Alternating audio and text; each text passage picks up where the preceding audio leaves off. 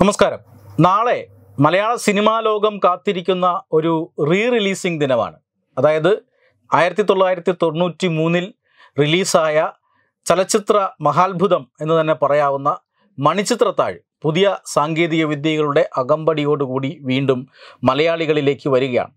ഇതുവരെ തന്നെ നമ്മളെല്ലാവരും മണിച്ചിത്രത്താഴ് എന്ന ചിത്രം എത്ര തവണ കണ്ടിട്ടുണ്ടാകും എന്ന് ചോദിച്ചാൽ അതിന് ഉത്തരം നമുക്ക് ആർക്കും ഉണ്ടാവില്ല. എത്ര തവണ കണ്ടാലും ആവർത്തന വിരസത ഇല്ലാത്ത ചിത്രമാണ്. അതാണ് പുതിയ സാങ്കേതിക വിദ്യകളുടെ അകമ്പടിയോടുകൂടി കടന്നു വരുന്നത്. എങ്ങനെയായിരിക്കും ഈ ചിത്രത്തെ മലയാളികൾ സ്വീകരിക്കുക? കുമാറെ, ഈ മണിച്ചിത്രത്താഴ് എന്ന് പറയുന്നത് ഓരോ മലയാളികളെ സംബന്ധിച്ചിടത്തോളവും അവരുടെ മനസ്സിൽ സൂക്ഷിക്കുന്ന ഒരു ഇഷ്ടപ്പെട്ട 10 സിനിമകളിൽ ഒരു സിനിമ മണിച്ചിത്രത്താഴാണ്. അതിന് തലമുറ വ്യത്യാസമില്ല എന്നുള്ളതാണ്. പ്രത്യേകിച്ച് 3 പതിറ്റാണ്ടിന് ശേഷമാണ് ഈ ചിത്രം വീണ്ടും റിലീസിങ് ചെയ്യുന്നത്. അപ്പോൾ തന്നെ നമുക്കറിയാം ഏതാണ്ട് ഒരു 3 തലമുറയ്ക്ക് കാണാനുള്ള ഒരു സമയം ഇതിനോടകം കിട്ടിയിട്ടുണ്ട്. അപ്പോൾ ഈ 3 തലമുറയും ഒരുപോലെ ഇരുന്ന് ആസ്വദിക്കുന്നു എന്നുള്ളതാണ് ഏറ്റവും വലിയ അതിൻ്റെ പ്രത്യേകത. അതിൻ്റെ ഒന്നാമത്തെ ഘടകം ഈ സിനിമയുടെ ഒരു ക്രാഫ്റ്റ് തന്നെയാണ്. ഈ സിനിമ ഉണ്ടാക്കിയിരിക്കുന്ന ഒരു രീതി, ഇതിൻ്റെ ഒരു സ്ക്രിപ്റ്റിങ്ങും മറ്റു കാര്യങ്ങളും പറയുകയാണെങ്കിൽ അത് എന്നും അതിനൊരു പുതുമയുണ്ട്. ഈ പറഞ്ഞതുപോലെ മൊബൈൽ ടെക്നോളജിയും കമ്പ്യൂട്ടർ ടെക്നോളജിയും ഒക്കെ വരുന്നതിന് മുമ്പ് നിർമ്മിച്ച ഒരു സിനിമയാണ്. ആ സിനിമയിൽ അങ്ങനത്തെ സീനുകൾ മൊബൈൽ ഉപയോഗിക്കുന്നതോ മറ്റോ അങ്ങനെയുള്ള സീനുകളൊന്നും അതിനകത്ത് ഇല്ലെങ്കിൽ പോലും ഇപ്പോൾ അത് ന്യൂജനിൽപ്പെട്ട, അങ്ങനെയാണല്ലോ ഇപ്പോഴത്തെ തലമുറയെ പറയുന്നത്, അങ്ങനെയുള്ള 2 പേർ, യങ്സ്റ്റേഴ്സ് ആയിട്ടുള്ള 2 പേർ പോയിരുന്ന് കണ്ടാൽ അവർക്കും രസിക്കുന്ന രീതിയിലാണ് ആ സിനിമയുടെ ക്രാഫ്റ്റിംഗ്. ഈ പറഞ്ഞതുപോലെ നർമ്മമുണ്ട്, സസ്പെൻസ് ഉണ്ട്, ഡ്രമാറ്റിക് സീനുകളുണ്ട്, പാട്ടുകളുണ്ട്, നൃത്തമുണ്ട്. എല്ലാം വേണ്ടത് സമാസമം ചേർത്ത് വെച്ച ചേരുവകൾ ആണ് അതിനകത്ത് ഉള്ളത്. അത് ഈ പറഞ്ഞതുപോലെ സിനിമ എന്ന് പറയുന്നത് ഒരുപാട് കലകളുടെ ഒരു സമ്മിശ്രണമാണ്. അതിൽ ഈ എല്ലാ കലകളും മികവുറ്റതാക്കിയ സിനിമകൾ മലയാളത്തിൽ വിരളമാണ്, ഇല്ലേ? ചിലതിൽ അഭിനയം നന്നായിരിക്കും, ചിലതിൽ ഡയറക്ഷൻ നന്നായിരിക്കും, ചിലതിൽ പാട്ട് നന്നായിരിക്കും, ചിലതിൽ കൊറിയോഗ്രാഫി നന്നായിരിക്കും. അങ്ങനെ നോക്കുകയാണെങ്കിൽ ഇതിൻ്റെ എല്ലാ മേഖലകളും ഭംഗിയായി ഒരുവിധം 100 മാർക്ക് കൊടുക്കാൻ പറ്റുന്ന രീതിയിൽ പ്രവർത്തിച്ച ഒരു വലിയ സാങ്കേതിക വിദഗ്ധരുടെ ഒരു പിൻബലം തന്നെ ഇതിലുണ്ട്. അതുകൊണ്ട് തന്നെ അന്ന് ആ സിനിമ വളരെയധികം ഹിറ്റായി മാറുകയും ചെയ്തു. ഇന്നും ഈ 30 വർഷത്തിനിപ്പുറവും ആ സിനിമയ്ക്കൊരു പുതുമ എന്ന് അവകാശപ്പെടാവുന്നത് ആ കഥാതന്തുവും അത് സംവിധായകൻ കൈകാര്യം ചെയ്തിരിക്കുന്ന രീതിയുമാണ്. ആ കഥ എങ്ങനെ നരേറ്റ് ചെയ്തിരിക്കുന്നു എന്നുള്ളതാണ്. ഇതിനെ നിത്യഹരിത സ്വഭാവമുള്ളതാക്കുന്ന ചില എലമെന്റുകൾ, ഒരുപാട് എലമെന്റ് ഉണ്ട്. അത് ഒന്നൊന്നുമല്ല, ഒരുപാട് എലമെന്റ് ഉണ്ട്. അതിൽ നമുക്ക് ഏറ്റവും എടുത്തു പറയേണ്ടത് ഇതിന്റെ തിരക്കഥ തന്നെയാണ്. അന്ന് വരെ മലയാളികൾ വലുതായിട്ടൊന്നും കേട്ടിട്ടില്ലാത്ത ഒരു തിരക്കഥ കൃത്ത്, മധുമുട്ടം. നമ്മൾ കായംകുളത്തിനടുത്തുള്ള മുട്ടം എന്ന ഗ്രാമത്തിൽ ജനിച്ചു വളർന്ന ഒരാൾ, അവിടെ അതിന് അടുത്ത് തന്നെയുള്ള ഒരു മനയിൽ നടന്ന ഒരു സംഭവവുമായി ബന്ധപ്പെട്ട ഒരു ത്രെഡാണ് പുള്ളിക്ക് ഈ സിനിമയ്ക്കുള്ള ഒരു വഴിയൊരുക്കുന്നത്. അവിടുത്തെ ഒരു വർഷങ്ങൾ പഴക്കമുള്ള ഒരു പഴയ തറവാട്ടിൽ ഒരു കാരണവർ ഒറ്റയ്ക്ക് താമസിക്കുന്നു. മരുമക്കത്തായ നിലനിൽക്കുന്ന കാലത്താണ്. അവിടുത്തെ മരുമക്കളെല്ലാവരും കൂടെ ചേർന്ന് ഈ കാരണവരെ വധിക്കുകയാണ് ഈ സ്വത്തിൻ്റെ കാര്യത്തിന് വേണ്ടി. ഇത് കണ്ടുകൊണ്ട് വരുന്ന അവിടുത്തെ ഒരു വേലക്കാരി പെണ്ണിനെയും അവർ വധിക്കുന്നു.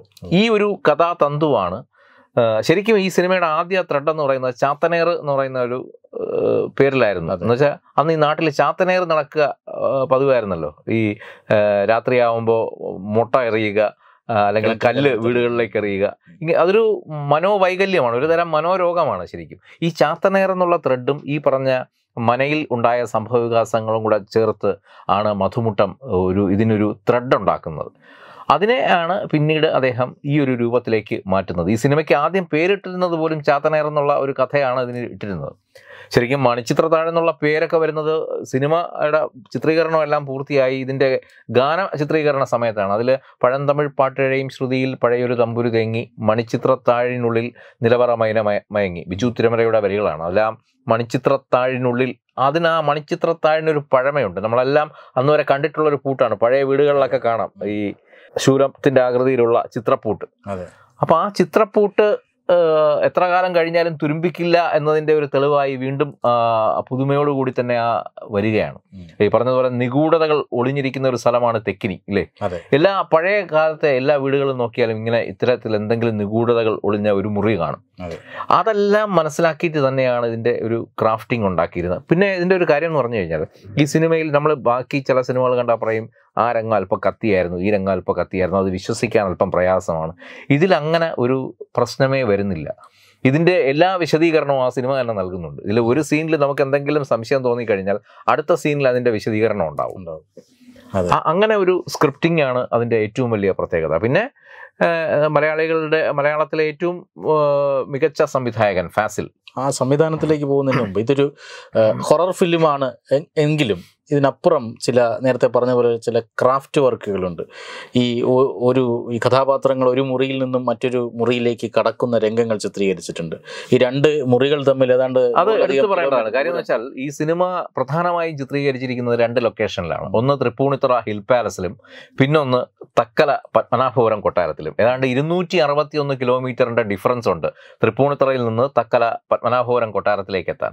പക്ഷേ 261 കിലോമീറ്ററിന്റെ യാതൊരു വ്യത്യാസവും തോന്നാതെയാണ് നമ്മൾ അതിൽ ഈ മോഹൻലാലും ശോഭനയും അല്ലെങ്കിൽ മോഹൻലാലും സുധീഷും ഒക്കെ സംസാരിച്ച് ഒരു മുറിയിൽ നിന്ന് മറ്റൊരു മുറിയിലേക്ക് വരുന്ന രംഗമുണ്ട്. അത് ആദ്യത്തെ മുറി ഹിൽ പാലസിലെ മുറിയാണ്. അവർ സംസാരിച്ച് നടന്നു കയറുന്ന അടുത്ത മുറി എന്ന് പറഞ്ഞാൽ പത്മനാഭപുരം കൊട്ടാരത്തിലെ മുറിയാണ്. പക്ഷേ ആ കണ്ടിന്യൂറ്റി, അതാണ് സിനിമയുടെ ക്രാഫ്റ്റ് എന്ന് പറയുന്നത്. അത് എത്ര സസൂക്ഷ്മം വീക്ഷിച്ചാണ് അതിൻ്റെ അസോസിയേറ്റ് ഡയറക്ടേഴ്സും ഒക്കെ അത് കൃത്യമായി അത് ക്രാഫ്റ്റ് ചെയ്തു എന്നുള്ളതാണ്. അപ്പോൾ അതുകൊണ്ടാണ് ഞാൻ പറഞ്ഞത്. എടുത്തു പറയേണ്ട കാര്യം എന്ന് പറഞ്ഞാൽ ഇതിൻ്റെ ടോട്ടൽ ഡയറക്ടർ എന്ന് പറയുന്നത് ഫാസിലാണെങ്കിലും എത്ര പേർക്ക് അറിയാമെന്നറിയില്ല, മലയാളത്തിലെ മറ്റ് പ്രഗത്ഭരായ 4 സംവിധായകർ കൂടി ഇതിൽ വർക്ക് ചെയ്തിട്ടുണ്ട്. എത്ര പേർക്ക് അറിയാമെന്നറിയില്ല. ഫാസിലിൻ്റെ പേരാണ് സംവിധായകൻ്റെ പേരായി എഴുതി കാണിക്കുന്നതെങ്കിലും ഇതിൻ്റെ സെക്കൻഡ് യൂണിറ്റ് ഡയറക്ടേഴ്സായി മറ്റ് 4 പ്രഗത്ഭരായ സംവിധായകർ കൂടിയുണ്ട്. ഒന്ന് പ്രിയദർശൻ, മറ്റൊന്ന് സിബി മലയിൽ, പിന്നെയുള്ളത് മലയാളത്തിലെ ഇരട്ട സംവിധായകരായ സിദ്ദിഖും ലാലും. അങ്ങനെ ഇത്രയും പേരുടെ കയ്യൊപ്പ് ആ സിനിമയിൽ നമുക്ക് കാണാൻ കഴിയും. കാര്യം ഇതിൻ്റെ ഓരോ ഭാഗവും അവരവരുടെ ടേസ്റ്റ് അനുസരിച്ച് തന്നെയാണ് ആ സിനിമയിൽ ഒരുക്കിയിരിക്കുന്നത്. നമുക്കറിയാം മലയാളത്തിൽ എന്നും ഈ പാട്ട് രംഗങ്ങൾ ചിത്രീകരിക്കാൻ ഏറ്റവും അഗ്രഗണ്യനായിട്ടുള്ള ഒരു സംവിധായകനാണ് പ്രിയദർശൻ. 6-ാം തമ്പുരാനിൻ്റെ സംവിധായകൻ ഷാജി കൈലാസ് ആണെങ്കിലും അതിലെ ഹരിമുരളീരവം എന്നുള്ള ഗാനം ഒക്കെ ചിത്രീകരിച്ചിരിക്കുന്നത് പ്രിയദർശനാണ്. അതുപോലെ തന്നെയാണ് ഈ മണിച്ചിത്രത്താഴിലെ ഗാനരംഗം, അതിലെ ഏറ്റവും ക്ലൈമാക്സ് ഗാനരംഗം ഒരു മുറൈ വന്ന് പാർത്തായ എന്ന് പറയുന്ന ആ ഒരു ഗാനരംഗം അത് ചിത്രീകരിച്ചിരിക്കുന്നത് പ്രിയദർശനാണ്. അതും സിനിമയുടെ ഫസ്റ്റ് യൂണിറ്റ് ക്യാമറാമാൻ വേണുവാണ്, പ്രഗത്ഭനായ വേണു, എഡിറ്റർ ബീന പോളിൻ്റെ ഭർത്താവ്. പക്ഷേ ഈ ഒരു മുറൈ വന്ന് പാർത്തായ ആ ഒരു ഡാൻസ് സീനിൻ്റെ ക്യാമറാമാൻ എന്ന് പറയുന്നത് ആനന്ദക്കുട്ടനാണ്. അതുപോലെ സണ്ണി ജോസഫ് എന്ന് പറഞ്ഞ മറ്റൊരു ക്യാമറാമാനും അതിനകത്ത് വർക്ക് ചെയ്തിട്ടുണ്ട്.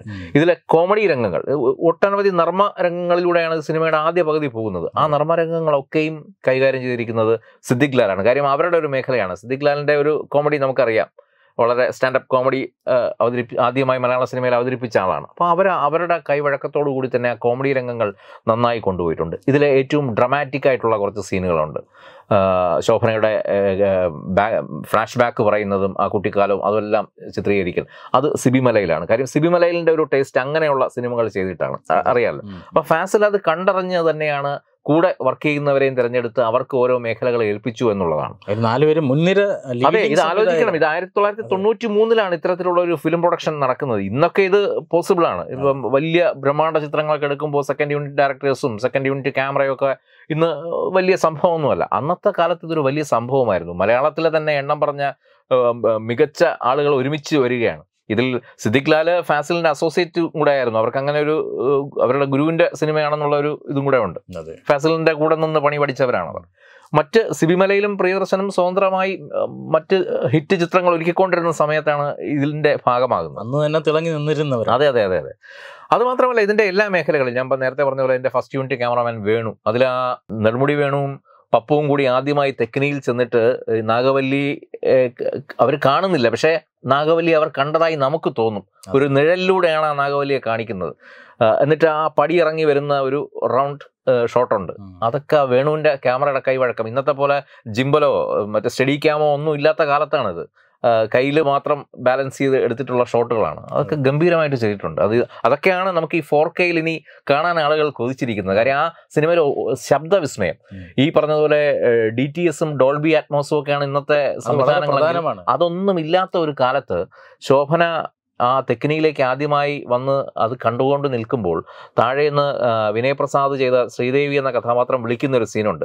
അപ്പോൾ ശോഭന ഇറങ്ങി ഓടുമ്പോൾ ആട്ടുകട്ടിലിൽ തട്ടി അതിൻ്റെ തൂക്ക് ആടുന്ന ഒരു ശബ്ദമുണ്ട്. ശ്രീകുമാർ തിയേറ്ററിൽ 31 വർഷം മുമ്പ് ഈ സിനിമ കാണുമ്പോൾ ആ രംഗം കണ്ട് ഞെട്ടിയ ഒരാളാണ് ഞാൻ. കാര്യം ശബ്ദം അത്രയും നമ്മൾ വിചാരിക്കാത്ത സമയത്താണ് അത്. ഇപ്പോഴത്തെ ഡോൾബി അറ്റ്മോസിൽ കാണുമ്പോൾ എങ്ങനെ ഇരിക്കുന്ന ആകാംക്ഷയുണ്ട്.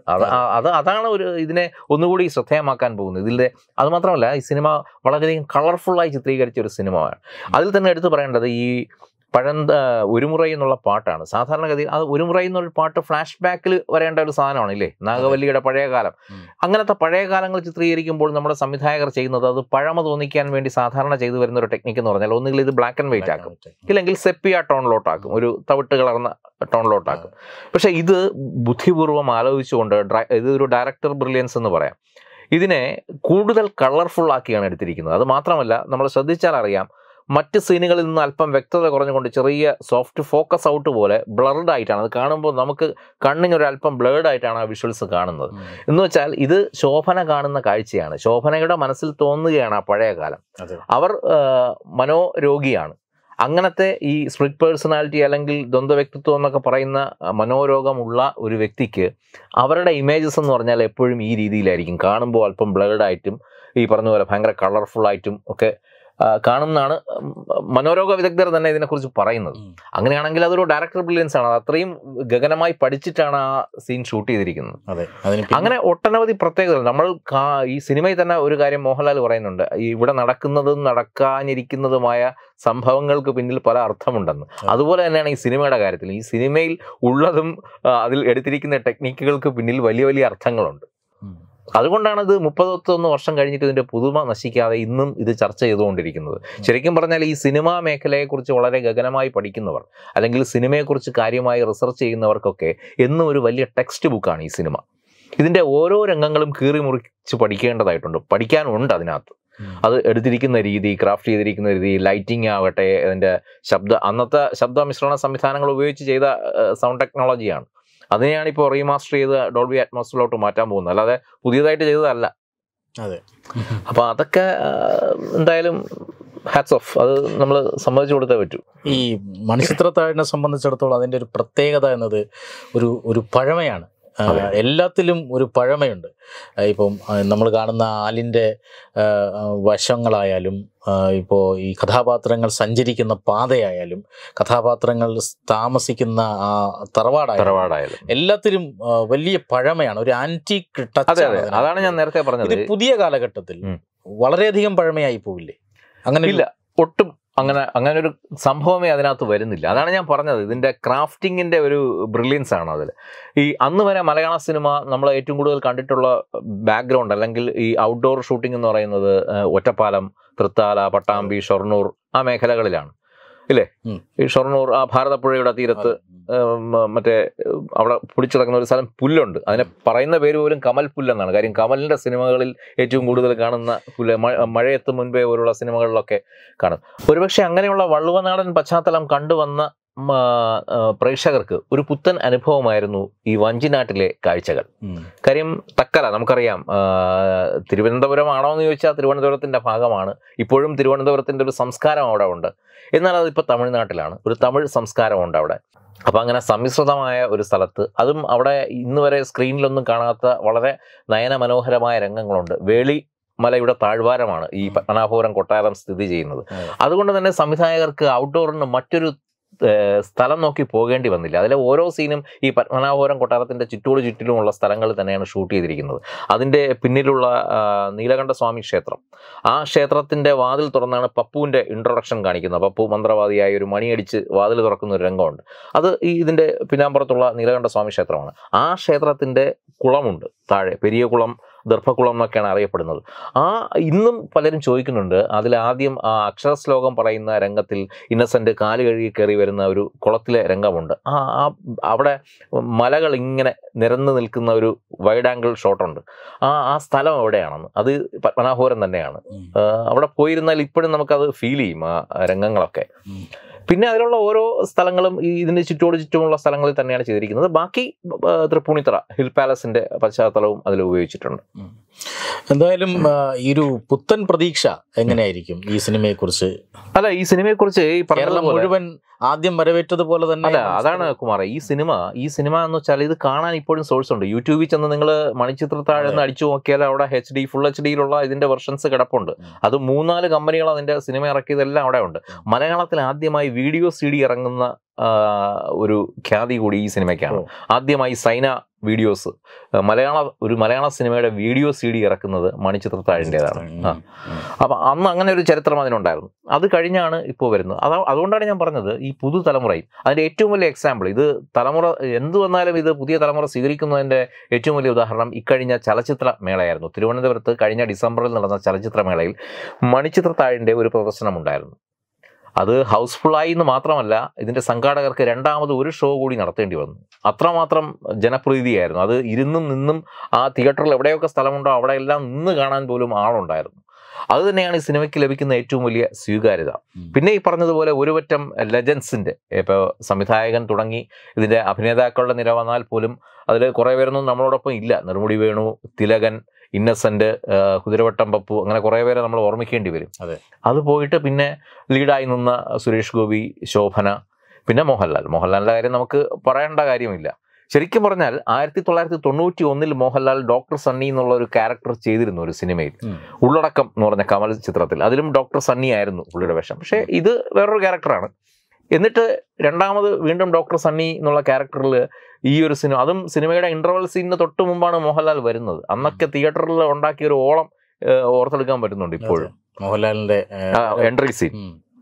അതും ക്രിസ്ത്യാനി ആണെങ്കിൽ കൂടിയും ശബരിമല ദർശനം കഴിഞ്ഞ് വരുന്ന, എന്നാൽ എല്ലാ ഹിന്ദു തത്വവും പാലിക്കുന്ന ഒരു ഡോക്ടർ, ഹിന്ദുക്കളുടെ എല്ലാ കാര്യങ്ങളും അറിയാവുന്നുള്ള ഒരു ട്രീറ്റ്മെന്റിന് പോലും മന്ത്രവാദക്കളവും മന്ത്രവാദി ഒരുക്കി കൊടുക്കുന്ന ആംബിയൻസും വേണമെന്ന് ആവശ്യപ്പെടുന്ന ഒരു സൈക്കോളജിസ്റ്റാണ്. എങ്ങനെ ട്രീറ്റ് ചെയ്യണമെന്നറിയാം. ആ രോഗി കണ്ടു വളർന്ന മന്ത്രവാദക്കളങ്ങളും അല്ലെങ്കിൽ അത്തരത്തിലുള്ള പഴമ നിറഞ്ഞ കടും ചായക്കൂട്ടുകളുമൊക്കെ എനിക്ക് വേണമെന്ന് ആവശ്യപ്പെടുകയാണ്. അങ്ങനെ ഒരു ഈ ചൊവ്വാദോഷത്തെ തള്ളിക്കറി, അതെ, ചൊവ്വാദോഷത്തെ ഞങ്ങൾ ക്രിസ്ത്യാനികൾക്ക് ചൊവ്വാദോഷം ഇല്ല, അതുകൊണ്ട് കല്യാണം കഴിച്ചോളാം എന്നുള്ള ഒരു വാക്കിലാണ് അവസാനം ആ സിനിമ എൻഡ് ചെയ്യുന്നത്.